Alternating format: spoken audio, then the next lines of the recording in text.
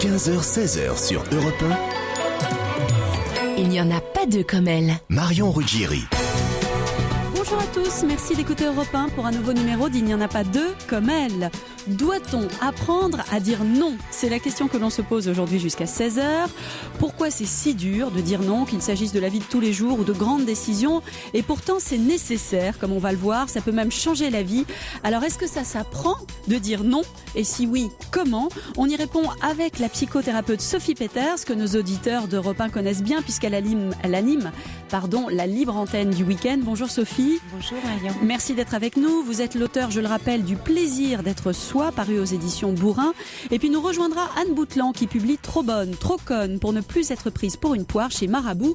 Elle nous dira comment. Bien sûr, on attend vos témoignages sur le sujet. Est-ce que vous êtes du genre à ne pas savoir dire non ? Pourquoi ? Dans quelle situation ?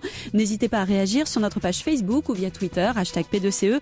On écoute vos commentaires et vos questions à la fin de l'émission. On commence comme d'habitude par quelques chiffres.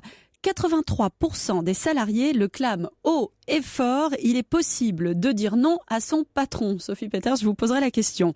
76% des Français pensent que les parents sont trop laxistes avec leurs enfants et n'osent pas assez leur dire non.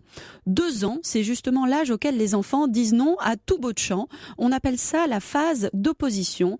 Enfin, 40 ans, c'est l'âge auquel Sartre écrivit « Être libre, c'est savoir dire non ». Et vous, savez-vous dire non ? Visiblement, oui. Au micro de Sébastien Bordenave, on écoute vos réactions. Bonjour madame. Non, je voulais vous embêter 10 secondes madame. Vous aurez passé un moment de sourire, de bonheur. C'est-à-dire que je vous dis non. Oui, je vais vous dire non parce que je suis pas là. J'avoue, je vous ai dit oui, c'est déjà beaucoup. Vous m'avez inspiré confiance, je vous ai dit oui. Par gentillesse et tout ça. Mais sinon, je dis non. Ça peut m'arriver. Quand on me donne des tâches à faire, oui, ça peut arriver que je dise non parce que soit j'ai la flemme, comme tous les jeunes en général, ça arrive qu'on ait la flemme. Moi, c'est tout le contraire. Moi, je dis jamais non parce que je suis tellement gentil. C'est un défaut que mes parents me reprochent souvent. C'est mon caractère. Je tire ça de mes parents. Je peux pas changer. Hein. Non, quand j'ai envie de dire non, je dis non. Non, ça s'est affirmé en vieillissant. C'est vrai que c'est difficile. Dans le travail, par exemple, je sais pas, on me demande un rendez-vous, et ben je veux pas, et puis je dis oui quand même parce que on me convainc et comme c'est mon travail, et ben je dis oui, par exemple. J'arrive à dire non si ça me touche. Il faut qu'il y ait certains principes qui ne soient pas touchés. Par contre, c'est vrai qu'il y a beaucoup de fois où j'ai dit oui. Et après, j'étais pas fière de moi. Je sais pas, j'arrive pas à dire non, je suis trop gentille. J'invente des prétextes parfois. Mais la plupart du temps, j'accepte pour faire plaisir à mes amis, ma famille. Je note qu'il y a beaucoup de femmes qui ont répondu à ce micro-trottoir. Est-ce à dire que les femmes ont plus de mal à dire non que les hommes ? Sophie Peters, on va en reparler. Alors, vous avez justement donné une conférence sur le sujet, apprendre à dire non, il y a quelques jours. L'idée générale, dites-vous, c'est que dire non, c'est se dire oui à soi-même. Est-ce que vous pouvez nous expliquer ça ? Oui, c'est se dire oui à soi-même, parce qu'en fait finalement, quand on ne sait pas dire non aux autres, c'est qu'il y a une partie de soi en fait qu'on n'a pas écoutée. Donc pouvoir dire non, c'est pouvoir mettre des limites et pouvoir reconnaître ses besoins et dire oui à soi-même, c'est être dans la reconnaissance de ses besoins. Alors tout le sujet finalement, c'est pas dire non aux autres. Pardon ? À tout bout de champ. À tout bout de champ. Tout ça est une question d'argumentation, de besoin, d'intention, donc d'arbitrage et d'équilibre. C'est-à-dire dire non pour dire non ou dire oui en disant et tomber dans l'égoïsme et se dire oui tout le temps, c'est pas non plus une bonne idée. Donc se dire oui, c'est pouvoir se dire oui à soi et dire oui aux autres. Et donc c'est dans cet entre-deux en fait que se situe le sujet et l'intention. Est-ce que vous pensez qu'aujourd'hui, on a plus de mal à dire non, physiquement en tous les cas ? Moi, j'ai l'impression qu'aujourd'hui, pour dire non, on utilise souvent les textos, les mails, où on fait 10, 15, 20 lignes en fait pour dire un non. Il y a une manière moins directe de dire. Oui, c'est très juste. En fait, on est dans une société de la performance et de la perfection, et ça nous parle aussi. Vous parliez des femmes. À nous, les femmes, on veut prouver, voilà, qu'on est là pour les autres, qu'on est là aussi au travail, qu'on peut compter sur nous, et c'est toutes ces intentions-là qu'on a sur l'image de soi-même et sur le fait d'être le titre de l'ouvrage que vous allez recevoir, d'Anne Boutland, trop bonne, trop conne. C'est cette histoire d'être bonne en fait, mais d'être bonne dans le sens de la perfection, de la performance. Donc dans une société où on doit toujours être au top, en fait on sait plus dire non. Et vous pensez que les hommes sont moins visés par ça ? En fait, comme les hommes sont éduqués souvent par leur maman ou dans leur famille, dans leurs valeurs intrinsèques, c'est-à-dire ils sont d'emblée forts, d'emblée ils savent faire, d'emblée on peut leur faire confiance. Il y a une image d'eux-mêmes, une estime d'eux-mêmes qui est un peu plus construite que la fille qui a souvent tout approuvé, doit faire plaisir, doit rendre service, est éduquée. Culturel. Donc il y a quelque chose de culturel, et c'est vrai qu'on parle du plafond de verre pour les femmes, on parle de leur progression, et qu'elles pensent qu'en étant hyperactive, en étant toute puissante, en sachant toujours justement dire oui aux autres et non à elles-mêmes, et en s'effaçant, mais en montrant le meilleur d'elles-mêmes, en fait, c'est là qu'elles vont réussir. Et on tombe dans l'hyperactivité, le perfectionnisme, la toute-puissance, enfin la cohorte. Alors, comme vous le disiez, il y a le nom traduit différentes choses. Il y a ce désir d'être performante dont vous parliez à l'instant. Est-ce que ça traduit d'autres sentiments comme la timidité, un manque de confiance, la volonté de pas prendre de décision aussi, de se laisser porter, ou de faire plaisir, tout simplement se comporter à se conformer à ce qu'on attend de soi? Alors, en fait, ça traduit deux choses. Il y a ceux qui ne savent pas dire non parce qu'ils ont une faible confiance en eux, mais peut-être une bonne estime d'eux-mêmes. C'est-à-dire, ils savent qu'ils ont de la valeur, mais ils n'ont pas très confiance dans ce qu'ils sont capables de faire. Et à ce moment-là, ils savent pas dire non et ils vont s'en remettre aux autres. Et puis, il y a ceux qui ont une très bonne estime, une très mauvaise estime d'eux-mêmes, et une très bonne confiance en eux. Donc, leur valeur, il y a peu de valeur. Et là, on rejoint l'héroïne d'Anne Boutland, elle se donne peu de valeur, mais par contre, elle a confiance dans ses capacités. Et là, on tombe plutôt dans le profil de quelqu'un qui va faire beaucoup pour les autres, qui va être dans la performance, toujours présent, toujours au front, toujours au top. Donc, elle sait qu'elle a d'excellentes capacités, ou il sait dans le cas d'un homme, mais sa valeur, son estime d'elle-même est faible, et donc il faut toujours prouver plus. Donc, qu'on se surestime ou qu'on se sous-estime, on se retrouve à peu près dans le même travers. Alors, il y a des moments de la vie où on ne sait pas dire non, et pourtant ça paraît pas compliqué. C'est ce qu'on disait en début d'émission, c'est des petits moments quotidiens, aussi bien que des grandes décisions. Par exemple, chez le coiffeur. Le coiffeur vous propose une frange, vous n'en voulez pas, et pourtant vous êtes incapable de dire non. Vous allez dire OK, quitte à pleurer après en rentrant chez vous. Qu'est-ce qui explique ça? Pourquoi est-ce qu'on peut pas dire non à des choses toutes simples parfois dans la vie? C'est justement que sur ce sujet-là, on n'a pas très confiance en soi. Par exemple, on se dit que la coiffeuse a sûrement une meilleure idée et que on sera content si on s'en remet à ses mains et à son ciseau. On sera mieux coiffé que si soi-même on décide pour soi de ce qui nous va. Donc c'est l'idée de se dire que l'autre sait mieux que nous ce qui va nous convenir, que ce soit dans un magasin de vêtements, faire confiance à une vendeuse ou faire confiance à un coiffeur. Ça ne veut pas dire qu'il ne faut pas faire confiance à un coiffeur, bien sûr, parce que c'est un professionnel. Mais encore une fois, c'est oublier qui on est, ne mal se connaître finalement et se dire mais l'autre c'est mieux que moi ce qu'il me convient. Et donc on en revient à ne pas écouter son besoin, ne pas savoir là où on serait bien, ce qui nous conviendrait. Et c'est une forme d'inhibition aussi? Ça peut être soit... Parce que parfois on passe toute l'heure à se regarder dans la glace et on se dit mais pourquoi j'ai pas dit non, et pourtant ça ne sort pas. J'ai pas dit non parce que j'ai pensé qu'elle saurait mieux que moi ce qui me convient et que je ne peux pas avoir accès à moi pour savoir ce qui me convient. Alors Sophie Peeters, à qui il est aujourd'hui selon vous le plus difficile de dire non? Est-ce que c'est dans le cadre professionnel? Est-ce que c'est dans le cadre personnel? Tout dépend, de sa vie et de là où sont les enjeux pour soi. C'est vrai que dans le cadre professionnel, on a tendance à penser que pour garder son job, pour garder sa place, pour être bien vu dans la structure, ou un client par exemple. On dit qu'on peut pas dire non à un client. Donc effectivement, c'est peut-être sur le front professionnel qu'il paraît aujourd'hui le plus difficile ou délicat de dire non. En même temps, un non tout court, ça vaut rien. C'est-à-dire que un non peut être entendu à partir du moment où il est argumenté. On est entre êtres humains. Si dans le cadre du travail, vous me proposez quelque chose et que je ne peux pas pour des raisons qui sont tout à fait valables et que vous êtes tout à fait en mesure de comprendre, si j'ai un non qui est argumenté, vous êtes tout à fait en mesure de l'accepter. Donc on peut dire non à son patron, par exemple. Oui, si je ne dis pas non, c'est que j'imagine qu'il n'est pas en capacité de comprendre mes arguments et que mes arguments ne vaudront rien. Allez, en amour, alors, on peut dire non à son mari, à sa femme. Est-ce que c'est plus courant déjà, j'imagine, qu'à son patron? Quelquefois, le non qu'on n'arrive pas à dire à un endroit, on va plutôt l'utiliser par ailleurs. Donc celui qu'on n'aura pas su dire à son patron, on peut être sûr qu'on saura le dire. D'accord, ça fait vaste conducteur. Voilà. Maintenant, bien sûr, on peut le dire, mais encore une fois, c'est une histoire. Enfin, c'est savoir l'argumenter, parce que dire non, ça peut être très violent.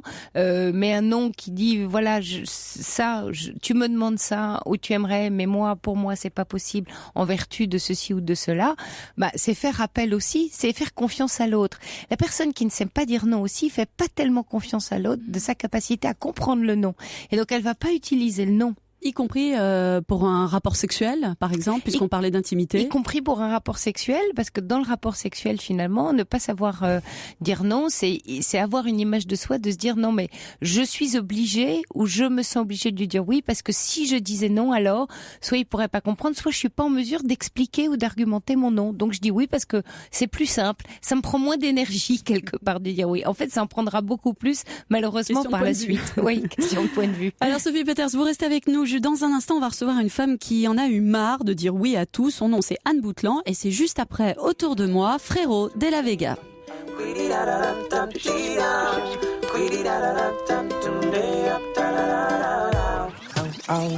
Je cherchais contre vents et marées une lumière pour enfin y voir. La nuit, le jour n'ont rien à changer autour de moi. Sous la lune.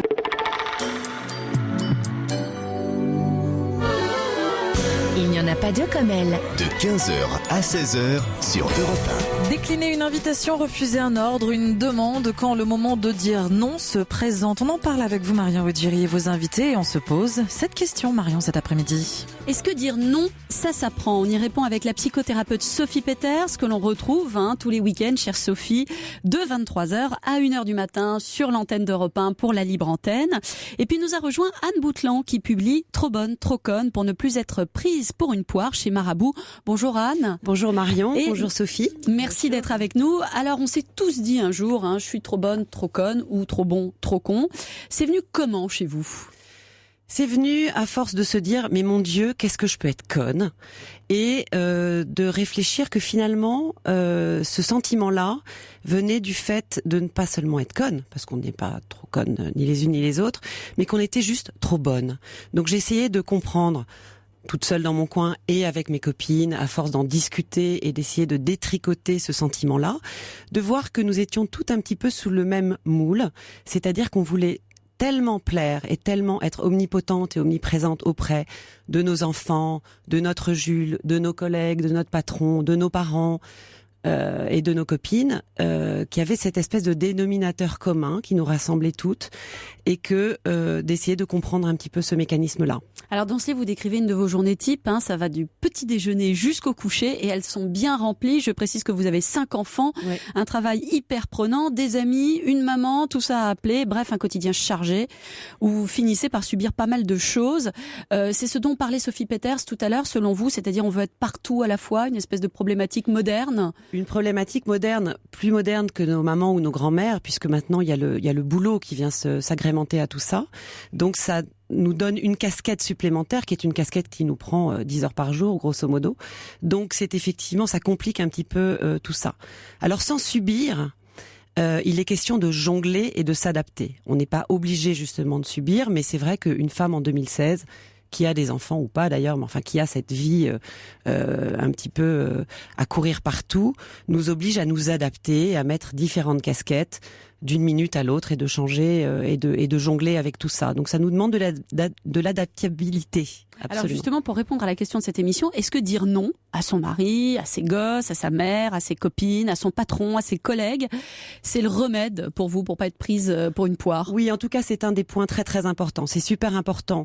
Et comme disait Sophie tout à l'heure, c'est pas dire non pour dire non à tout crin, mais c'est pour se dire oui à soi-même.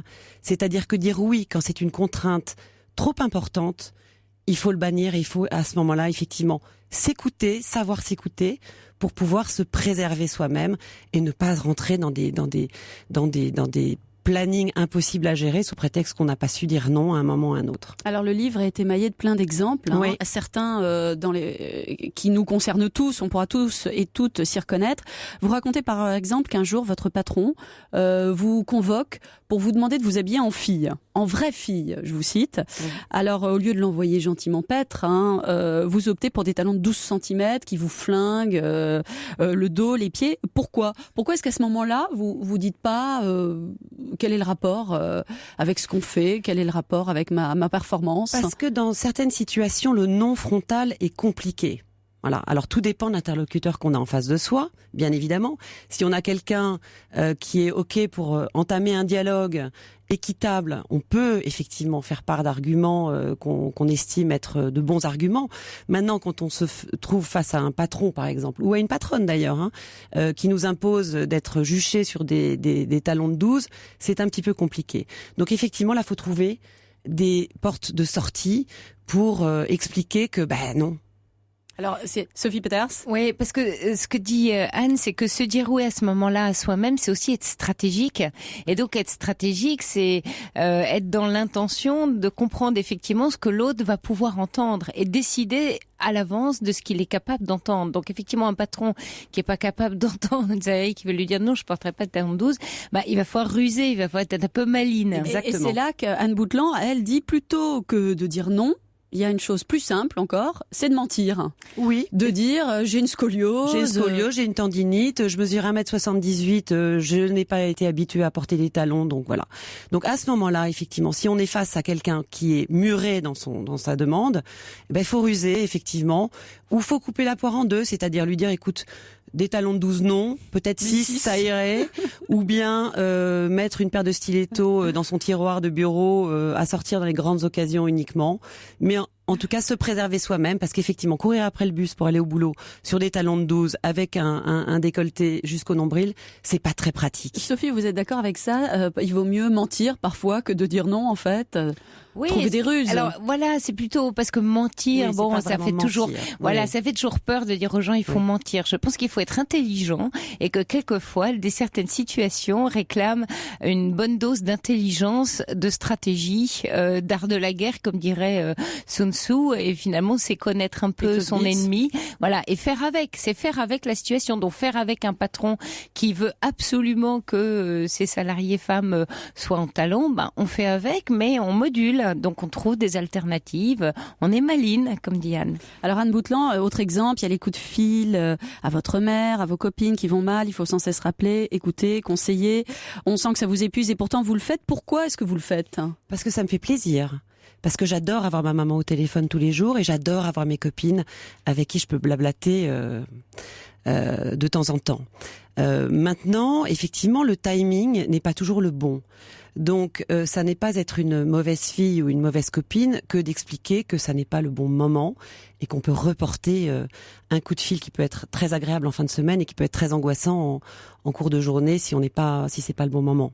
Sophie Peters, est-ce que vous diriez qu'il y a dans tout ça aussi la crainte de ne pas faire plaisir, de ne pas être aimé et de ne pas donner la bonne image en fait que l'on souhaiterait renvoyer de soi? Oui, bien sûr, c'est je suis aimée si je suis capable de répondre à la demande de tous ceux qui m'entourent et ma valeur dépend des autres. Donc ne pas savoir dire non, c'est aussi faire dépendre sa propre valeur. Et encore une fois, on n'en revient pas à la confiance en soi qui est pas à confondre avec l'estime de soi, mais à un sujet autour justement de l'estime de soi qui se traduit par de la confiance, c'est-à-dire j'ai confiance dans mes capacités d'être là pour chacun à tout moment, donc d'être dans l'hyperactivité, et je crains que si je ne réponds pas, je n'ai pas de valeur, si je ne sers à rien, et effectivement je peux non seulement perdre leur amour mais aussi la propre image de moi, et ça c'est pour ça que c'est si difficile, parce que c'est à la fois une histoire non à soi aussi en fait. C'est à un moment donné. À un moment donné, non, je préfère dire c'est se dire oui à soi dans le sens que c'est une histoire d'équilibre, ou dire non, effectivement, me poser des limites. Le non est une histoire de cadre et de limites. Et donc dès que vous posez des limites, à l'intérieur des limites et du cadre, vous êtes libre. Mais si vous posez pas de limites, vous êtes hors limite. Et à ce moment-là, le cadre est tellement ouvert que on met pas de limites. Effectivement, Anne dans son ouvrage décommande son déjeuner avec sa copine alors que ça lui faisait plaisir, mais parce que entre-temps sa fille avait appelé appelé, il y avait une autre copine qui allait mal et elle se pensait qu'elle devait être sur tous les terrains. Et finalement, votre héroïne est triste de ça. Oui. Est-ce que ça va mieux maintenant, aujourd'hui, que vous avez appris, justement, que vous avez fait une espèce de bilan? Oui, ça va beaucoup mieux. Ça peut surprendre mes proches, parce qu'effectivement, je suis peut-être moins disponible. En apparence, bien évidemment. Mais ce qui est étonnant et intéressant, c'est effectivement quand on a un petit peu le recul après avoir écrit donc Trop bonne trop conne, j'ai pris du coup un petit peu de recul par rapport à cette vie que j'avais auparavant et je me dis mais mon Dieu, mais effectivement ça pouvait pas marcher quoi. Il y a un moment où on s'oublie tellement. Or, il y a quelque chose de très intéressant qu'il faut savoir, c'est que il faut être bien avec soi-même pour être bien avec les autres. Ça, c'est fondamental. Et très souvent, et ça c'est assez féminin, on a tendance à s'oublier et du coup, ça pète à un moment ou à un autre. C'est-à-dire qu'à un moment, on en a ras-le-bol et ça pète généralement à un moment qui est pas opportun, mais ça finit par être trop, quoi. Oui, c'est pas être dans le ou c'est moi ou c'est l'autre, c'est et c'est moi et c'est l'autre. Et c'est le et qu'on doit apprendre. Absolument. Et on est dans une société qui a tendance à tout ranger et tout cliver, donc où je me fais plaisir, où je prends mon après-midi et je vais au cinéma et je me fais plaisir, ou je suis avec mes amis. Non, c'est le et. C'est et je suis dans mon besoin et je peux répondre aux besoins de l'autre. Oui. Alors vous restez toutes les deux avec nous dans un instant. La vie du garçon, c'est le billet de Benjamin Muller que je n'ai jamais entendu dire non. Et le pire, c'est que c'est vrai. À tout de suite sur Europe 1.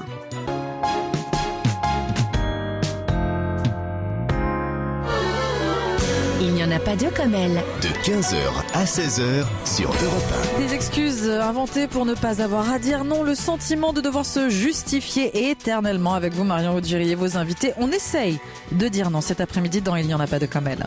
On est ensemble jusqu'à 16h pour répondre à cette question. Faut-il apprendre à dire non? Et justement, j'accueille Benjamin Muller. Bonjour Benjamin. Bonjour Marion, bonjour à toutes. Ça va bien? Très bien, et vous? En fait, Très non, bien, ça merci. va pas bien, je vais en profiter. Voilà, ça y est, il va faire comme les enfants à 2 ans, il va dire non tout le temps. Alors pour vous, le meilleur moyen d'apprendre à dire non, justement, c'est encore d'avoir des enfants, et en ce point, je suis bien d'accord avec vous. Oui, ceci est valable pendant la période où vos enfants sont en bas âge. Après, normalement, ça change. Alors qu'on soit clair, qu'avant d'avoir des enfants, vous ayez été du genre à dire oui tout le temps, à dire non, à réussir à vous imposer ou non, que ce soit entre amis, en famille, au boulot, peu importe. Du moment où vous devenez parent, les cartes sont redistribuées, on repart de zéro. Si vous voulez survivre, le mot non doit devenir votre meilleur ami si vous ne voulez pas vous faire bouffer. Journée type. Le réveil sonne, vous avez du mal à émerger, mais vos enfants, eux, ils sont déjà à fond, déjà au taquet. Papa, je peux manger ma poule en chocolat que j'ai eu hier à Pâques? Non, sûrement pas. Papa, je peux mettre les bagues de maman? Non, sûrement pas. Papa, tu me prêtes ton portable? Non, sûrement pas. Il est 7h du matin, la journée va être longue. Papa, je peux mettre une robe sans collant aujourd'hui? Question posée alors qu'il fait 6 degrés dehors. Non, évidemment, t'auras trop froid. Papa, je peux manger des pâtes au ketchup au petit-déj? Non. Et pourquoi pas du riz de veau? Papa, je peux regarder la télé? Non, jamais le matin, tu le sais. Voilà, il est 7h01, debout depuis 1 minute et déjà 6 noms, et ce n'est que le début. Alors au début, je dois vous dire que je culpabilisais un peu de dire non tout le temps, puis c'est comme tout, on s'habitue. Surtout que, là, je m'adresse aux futurs parents, je leur donne un petit filon. N'oubliez jamais que vos enfants sont infatigables, ils ne renoncent jamais et globalement, ils sont plus malins que vous. Ils savent très bien qu'à un moment ou à un autre de la journée, vous allez avoir une petite baisse d'attention et toc, ils vont s'engouffrer dans la brèche et sans trop y réfléchir à une question ou à une autre, vous allez répondre « oui, ok » sans avoir au préalable écouté la question. Une fois que vous avez dit oui, l'enfant, lui, ne lâchera pas l'affaire. Si vous osez revenir sur votre parole, vous vous exposez à une remise en question totale du père que vous êtes. Mais t'avais promis, alors que vous n'aviez rien promis du tout. Vous avez juste dit oui, ok. Crise de larmes, papa, je suis trop triste, voire même le bon vieux. De toute façon, je préfère maman, qui fait toujours du bien. Donc, petit conseil de la rédaction, ne dites jamais un oui au hasard, ce sera trop dur de revenir dessus. L'autre moyen de pression qu'ont les enfants sur vous, c'est que eux réussissent à penser à long terme. Ils sont beaucoup plus fourbes que vous ne voulez bien le croire. Exemple. Papa, le week-end prochain, tu voudras bien m'emmener au McDo? Bon, votre enfant vous demande ça le lundi. Oh, pourquoi pas? Vous pensez, j'en sais rien, on verra. Mais l'enfant, lui, entend pourquoi pas égale oui. Le lendemain, papa, tu te souviens que tu m'as dit que le week-end prochain, on ira au McDo? Moi, je t'ai dit ça? Oui, t'as promis. Mais non, j'ai pas promis. Le samedi arrive et là, la pression est maximale. Le McDo.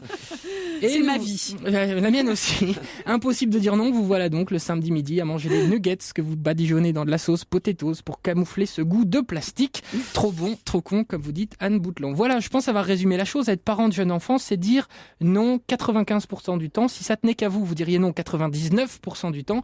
Mais votre enfant est plus malin que vous. Il a compris comment vous fonctionniez. Il a compris que la culpabilité était sa meilleure amie pour vous atteindre. Alors il s'en sert. J'ai fait un jour le test, véridique. Je me suis dit, allez, aujourd'hui à la cool, je dis oui à tout. Résultat, on s'est retrouvé à manger des dragibus en buvant du coca au petit-déj, en regardant l'intro sur Netflix dans une cabane de fortune installée dans mon lit à moi. Cette expérience fut originale, mais une fois, pas deux. Entre dire oui à tout et dire non à tout, je pense qu'il faut trouver un juste milieu. Pas simple, j'ai pas encore trouvé. Eh ben justement, on va le chercher tout à l'heure avec nos invités Sophie Peeters et Anne Boutlan. Pour l'instant, on écoute Jacques Dutronc, qui s'est un peu moqué de votre chronique. Benjamin Muller, il l'a chanté, en tout cas, fait passer. 15h-16h sur Europe 1. Il n'y en a pas deux comme elle. Marion Ruggieri. Bonjour à tous, merci d'écouter Europe 1 pour un nouveau numéro d'Il n'y en a pas deux comme elle. Doit-on apprendre à dire non ? C'est la question que l'on se pose aujourd'hui jusqu'à 16h. Pourquoi c'est si dur de dire non, qu'il s'agisse de la vie de tous les jours ou de grandes décisions ? Et pourtant c'est nécessaire, comme on va le voir, ça peut même changer la vie. Alors est-ce que ça s'apprend de dire non ? Et si oui, comment ? On y répond avec la psychothérapeute Sophie Peeters, que nos auditeurs d'Europe 1 connaissent bien puisqu'elle anime la libre antenne du week-end. Bonjour Sophie. Bonjour Marion. Merci d'être avec nous. Vous êtes l'auteur, je le rappelle, du Plaisir d'être soi, paru aux éditions Bourrin. Et puis nous rejoindra Anne Boutlan qui publie Trop bonne, trop conne pour ne plus être prise pour une poire chez Marabout. Elle nous dira comment. Bien sûr, on attend vos témoignages sur le sujet. Est-ce que vous êtes du genre à ne pas savoir dire non ? Pourquoi ? Dans quelle situation ? N'hésitez pas à réagir sur notre page Facebook ou via Twitter, #P2CE. On écoute vos commentaires et vos questions à la fin de l'émission. On commence comme d'habitude par quelques chiffres. 83% des salariés le clament haut et fort. Il est possible de dire non à son patron. Sophie Peeters, je vous poserai la question. 76% des Français pensent que les parents sont trop laxistes avec leurs enfants et n'osent pas assez leur dire non. 2 ans, c'est justement l'âge auquel les enfants disent non à tout bout de champ. On appelle ça la phase d'opposition. Enfin, 40 ans, c'est l'âge auquel Sartre écrivit « Être libre, c'est savoir dire non ». Et vous, savez-vous dire non ? 68 avec Fais pas ci, fais pas ça sur Europe 1. Vous restez avec nous. On dit non cet après-midi, ou en tout cas on essaye. Quand on n'est pas d'accord, on essaye de le dire. Et sachez-le, ça s'apprend. On en parle jusqu'à 16h avec Marion Ruggieri et ses invités. À tout de suite avec Il n'y en a pas deux comme elle sur Europe 1.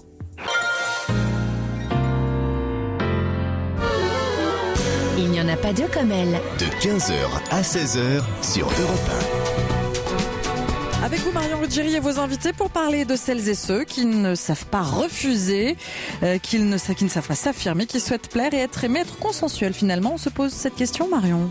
Faut-il savoir dire non ? Et si oui, comment ? On y répond avec la psychothérapeute Sophie Peeters qui, je le rappelle, anime la libre antenne tous les week-ends sur Europe 1.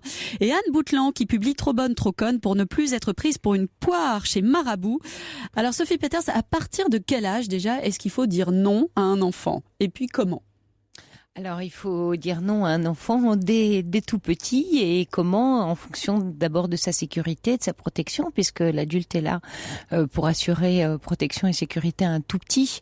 Pas toucher, par exemple, à une prise électrique.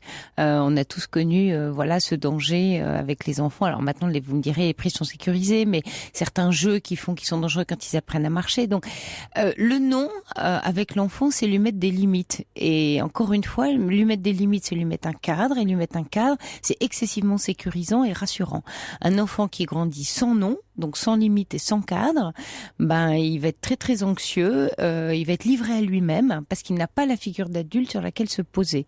Donc le non, c'est la barrière, et comme l'enfant apprend en grandissant à tester continuellement cette limite, c'est normal, comme disait Benjamin, il passe son temps à la tester, et il regarde et il fait des tests jusqu'à voir jusqu'où il peut aller, parce qu'il teste sa puissance en fait. Il découvre dans sa jeunesse la puissance qu'il a sur papa et maman, et donc comment ça se passe. Et petit à petit, il découvre grâce à tous ces noms que lui donnent ses parents. Alors après, encore une fois, comme on disait tout à l'heure par rapport à le patron, un non avec un enfant aussi doit être argumenté, parce que les enfants sont est-ce qu'il faut leur expliquer sont les très raisons intelligents. du non ? Bien sûr, il faut l'argumenter, parce que par le non, alors sans non plus se justifier. Il y a 2 sortes de non avec les enfants. Il y a le non argumenter parce que et justement ça va lui apprendre quelque chose, c'est un non pédagogique et il va comprendre qu'il ne doit pas toucher à ça ou faire cela parce que ça mettrait en danger sa santé, son corps, enfin autant d'éléments. Et puis il y a le non qui ne supporte pas d'argumentation parce que sinon là vous rentrez dans de la justification, c'est le non de l'autorité parentale, notamment avec des ados, avec des ados qui veulent sortir le soir, on va pas argumenter sans 7 ans pour savoir si oui ou non et pourquoi on décide qu'ils ont le droit d'aller dans telle boîte de nuit ou jusqu'à pas d'heure. On a décidé que c'était non, c'est une sorte de principe. À table, par exemple. À table, il y a plein de noms qui sont des noms de politesse, des noms d'éducation et on va pas commencer à argumenter pour savoir si on peut jouer avec son portable à table. Voilà. C'est pas un nom qu'on argumente, donc, celui-là. Paradoxalement, alors qu'on pourrait penser qu'avec les ados, il faut dialoguer, expliquer, etc. Non. Oui et non. Il faut aussi un nom franc un ado et qui ne se justifie pas. Un ado qui a son portable à table et qui est là en train de textoter, c'est juste non. Non, parce que il met en péril, il n'est pas dans le respect des uns et des autres à table. Donc c'est non. Et de dire que ce nom-là, parce que ce nom-là, il est très particulier. Ce nom-là, il est l'apprentissage de la vie en société. Ce que les enfants vont apprendre dans le cadre familial, c'est ce qu'ils apprendront plus tard en société. Donc c'est un petit laboratoire. Et le retour de bâton risque d'être dur s'ils l'ont pas appris. Il y a quand même une chose qui me parle, c'est que à force d'apprendre aux enfants justement cette chose-là, ça fait qu'une fois adultes, ils auront du mal aussi. Donc est-ce que l'éducation d'un enfant, c'est pas justement l'équilibre entre le oui et le non? C'est-à-dire, les règles de vie, on discute pas. Les règles que les parents imposent ne se discutent pas. En revanche, est-ce que, en tant que parent, il faut pas admettre qu'un enfant puisse avoir ses désirs, ses goûts? Voilà, donc il faut manier le oui et le non peut-être quand même. Et il y a 2 sortes de noms. Il y a le nom de l'éducation et des codes de vie. Et celui-là n'a pas été argumenté. C'est des codes de vie en société et du respect de la politesse. Celui-là n'a pas. Et puis après, il y a les noms dans le cadre de la famille, des principes de vie, de sur quoi on se met d'accord. Celui-là est argumenté. Et puis bien entendu, il y a heureusement toute la cohorte de oui et surtout de laisser l'enfant aussi gagner dans la négo. Et donc on peut partir d'un non, mais si l'enfant argumente bien, je pense à un exemple.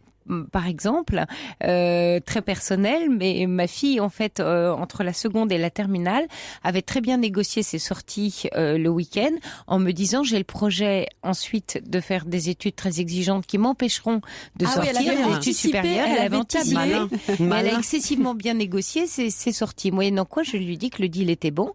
Et effectivement, est-ce qu'elle a fait les études? Elle est dedans et effectivement, elle ne sort plus.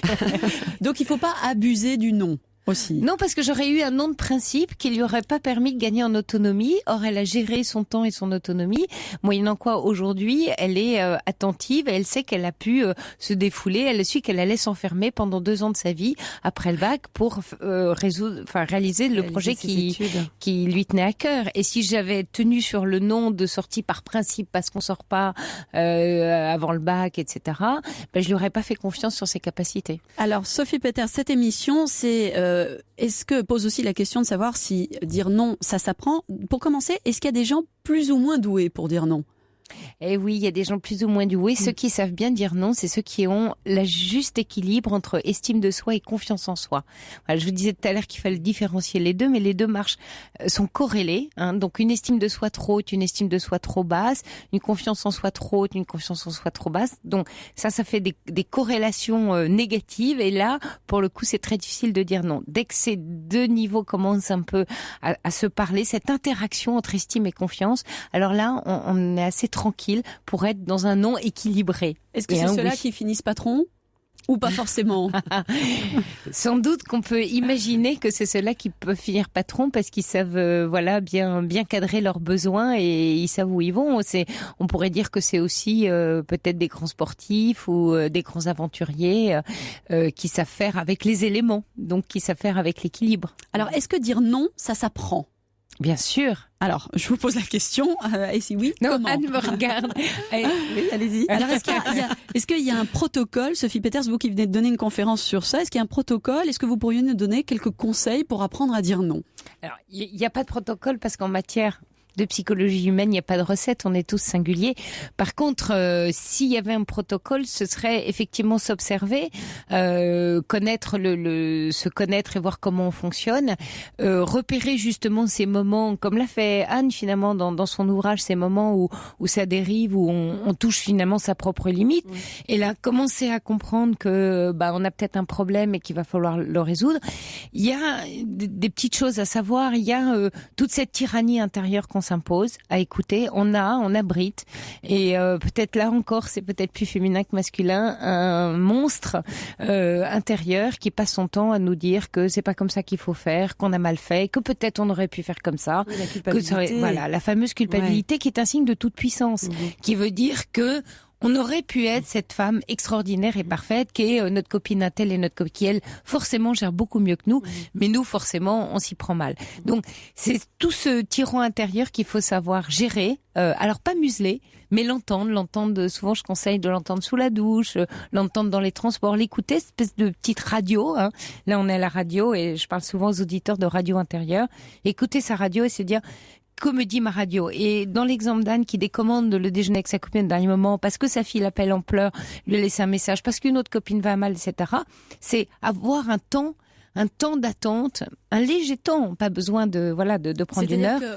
Mais se dire qu'est-ce que je décide. Ne pas dire non de but en blanc, essayer de prendre un temps de réflexion et de savoir et s'écouter soi-même, effectivement, essayer d'aller puiser au fond de soi les vraies motivations de tout ça. Arbitrer, c'est-à-dire qu'est-ce qui est important pour moi dans ce moment-là, où est-ce que je vais être la plus efficace. Dans votre ouvrage, en fait, la fille, elle est assez grande pour se débrouiller tout seule. La preuve, c'est que finalement, dès la fin de la journée, elle a trouvé sa copine qui l'a consolée. Sophie Peeters, du coup, concrètement, on dit quoi? Donc, on prend un temps de recul pour réfléchir à la manière dont on va dire non? Déjà, la manière dont on va l'argumenter?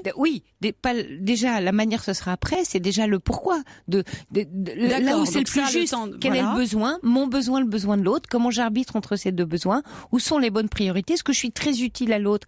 Là, est-ce que l'autre a formulé une demande ou pas? Est-ce que c'est moi qui imagine que l'autre a besoin de moi, et donc là, je suis en toute puissance, ou est-ce que l'autre m'a demandé de me libérer, d'être là pour lui ou pour elle, et à ce moment-là, effectivement, j'ai un arbitrage à faire. Donc, il y a tout cet arbitrage, et puis après, il va y avoir la manière, qui sera dans un deuxième temps. Alors tout ça, c'est pour ça que je parle d'apprentissage. Quand on apprend à faire du vélo, à conduire une voiture, au début, ça paraît très compliqué, mais après, ça se fait tout seul. Donc, il y a plein de choses dans la vie. Ça peut être quoi, par exemple, via l'humour, ça peut être en feintant, tout dépend de la personne qu'on a en face de soi.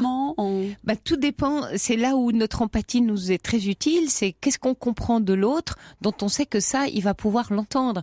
Donc, une amie qui va très mal et qui a l'habitude qu'on est toujours là pour elle, et là, l'ouvrage d'Anne le décrit très bien, ce moment-là, de dire non, mais tout de suite de dire derrière, voilà, je te propose, aujourd'hui je suis pas libre pour te parler. Il faut proposer Anne Boutland. Il faut essayer de proposer des solutions alternatives. Exactement. C'est peut-être ça peut être de dire 15h16 sur Europe 1. Il n'y en a pas deux comme elle. Marion Ruggieri. Bonjour à tous, merci d'écouter Europe 1 pour un nouveau numéro d'Il n'y en a pas deux comme elle. Doit-on apprendre à dire non? C'est la question que l'on se pose aujourd'hui jusqu'à 16h. Pourquoi c'est si dur de dire non, qu'il s'agisse de la vie de tous les jours ou de grandes décisions? Et pourtant c'est nécessaire, comme on va le voir, ça peut même changer la vie. Alors est-ce que ça s'apprend de dire non? Et si oui, comment? On y répond avec la psychothérapeute Sophie Peeters, que nos auditeurs d'Europe 1 connaissent bien puisqu'elle anime la libre antenne du week-end. Bonjour Sophie. Bonjour Marion. Merci d'être avec nous. Vous êtes l'auteur, je le rappelle, du Plaisir d'être soi, paru aux éditions Bourrin. Et puis nous rejoindra Anne Boutland qui publie Trop bonne, trop conne pour ne plus être prise pour une poire chez Marabout.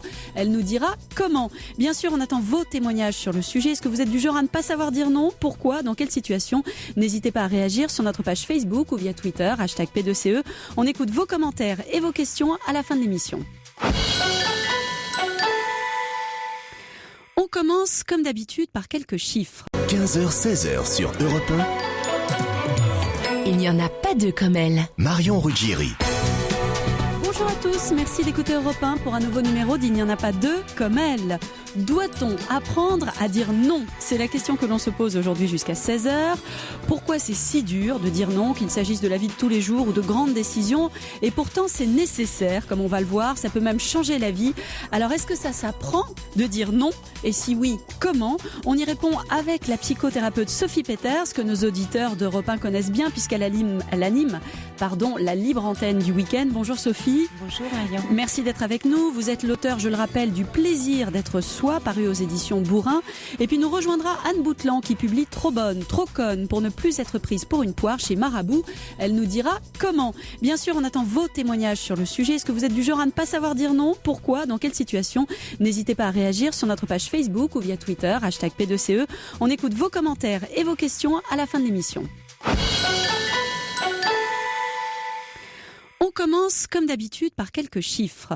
83% des salariés le clament haut et fort, il est possible de dire non à son patron. Sophie Peters, je vous poserai la question.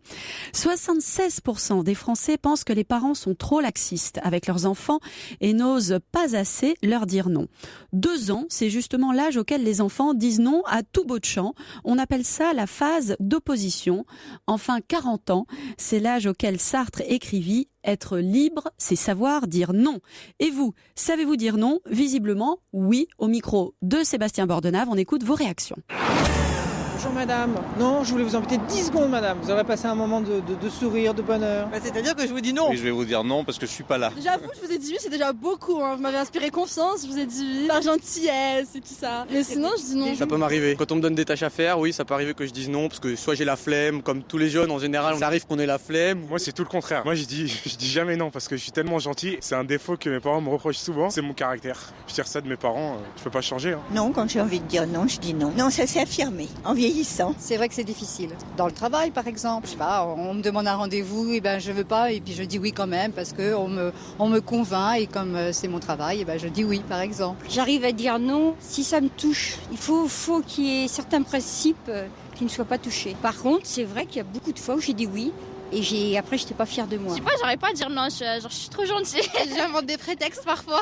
Mais la plupart du temps, j'accepte pour faire plaisir à mes amis, ma famille. Je note qu'il y a beaucoup de femmes qui ont répondu à ce micro-trottoir. Est-ce à dire que les femmes ont plus de mal à dire non que les hommes? Sophie Peters, on va en reparler. Alors, vous avez justement donné une conférence sur le sujet, apprendre à dire non, il y a quelques jours. L'idée générale, dites-vous, c'est que dire non, c'est se dire oui à soi-même. Est-ce que vous pouvez nous expliquer ça? Oui, c'est se dire oui à soi-même, parce qu'en fait finalement, quand on ne sait pas dire non aux autres, c'est qu'il y a une partie de soi en fait qu'on n'a pas écoutée. Donc pouvoir dire non, c'est pouvoir mettre des limites et pouvoir reconnaître ses besoins et dire oui à soi-même, c'est être dans la reconnaissance de ses besoins.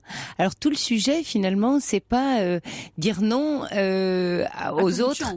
Pardon? À tout bout de champ. À tout bout de champ. Tout ça est une question d'argumentation, de besoin, d'intention, donc d'arbitrage et d'équilibre. C'est-à-dire... Il m'a demandé. T'as aimé? J'ai dit oui. Et voilà, c'était Kian Kojandi dans Bref. Sophie Peters, la preuve en est que ça ne concerne pas, c'est pas un sujet qui concerne que les filles. Hein. Ne pas savoir dire non, ça concerne aussi les garçons. Mais c'est très rassurant. Merci Marion. Alors justement, Benoît nous dit les réactions des auditeurs, 15h50, je le rappelle, c'est la séquence Il n'y en a pas deux comme vous, vos questions, vos réactions. Benoît via Twitter vous dites que les hommes ne se comparent pas aux autres, ce n'est pas vrai, ils se comparent à leurs copains comme le font les femmes entre elles. C'est vrai que tout à l'heure vous avez dit, voilà, les femmes veulent toujours savoir, se disent toujours que l'autre fait mieux qu'elle, etc. Les hommes moins.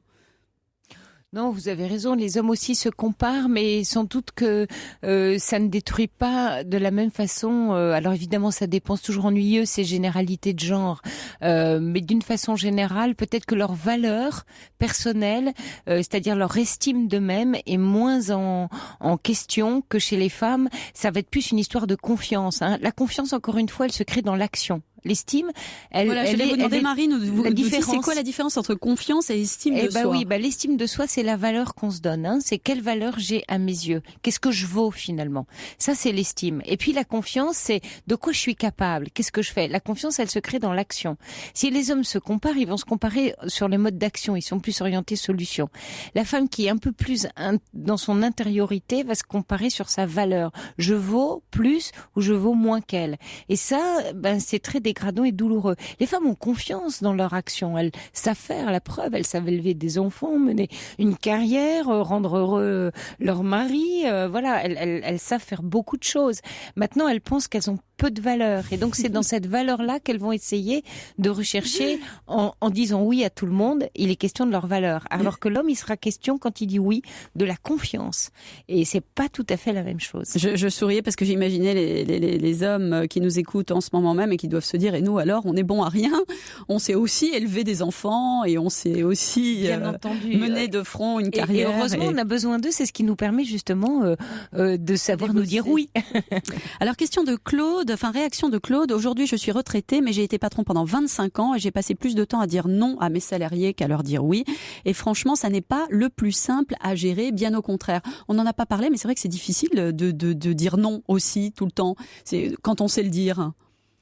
C'est difficile quand on peine à dialoguer, à avoir des arguments. Je crois que c'est le problème du dialogue en entreprise et au travail aujourd'hui. C'est que, encore une fois, un non d'un patron ou d'une hiérarchie sur ne serait-ce qu'une pause de congé ou un arbitrage dans une équipe qui n'est pas argumenté, qui est du principe, on n'est plus des enfants justement, on est entre adultes. Donc ça, on a du mal à le comprendre et c'est pas ok que on vous dise non pour une histoire de congé sans comprendre que une histoire de service ou de client derrière ou de charge de travail qui fait que là on a besoin de toi ces jours-ci et donc là poser tes vacances à ce moment-là ça va pas être possible. Je prends cet exemple-là mais il y en a plein.